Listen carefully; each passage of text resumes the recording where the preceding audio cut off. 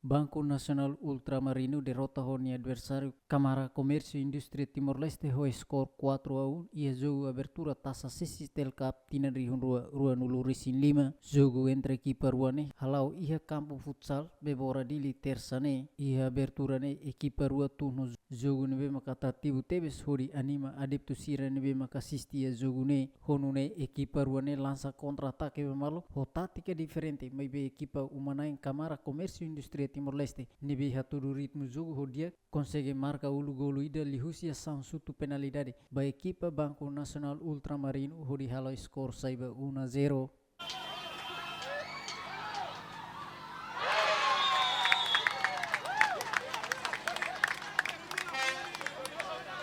Foi arbitro haturu penalidade ba equipa adversário Banco Nacional Ultramarino começa a halo ação contra-ataque ba equipa Câmara Comércio e Indústria Timor-Leste mas bela resulta golo no jogo na fatin lau equipa Banco Nacional Ultramarino começa a mudar ritmo jogo não consegue marcar kiras golo ida ba equipa Câmara Comércio e Indústria Timor-Leste hori muda skor saiba 1-1.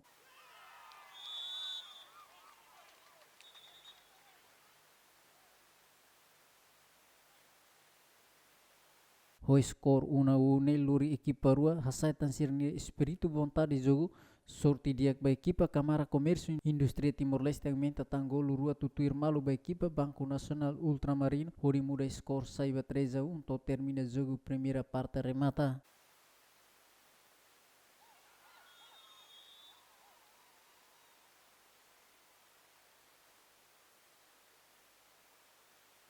Foi em equipa rua descansa 3 minuto balão tama fali jogo segundo parte lá mata espírito competitivo hus equipa ruanian oportunidade na fatem ba equipa Câmara Comércio e Indústria Timor-Leste aumenta tanggolo ida ba equipa adversário Banco Nacional Ultramarino hori muda skor saiba 4-1.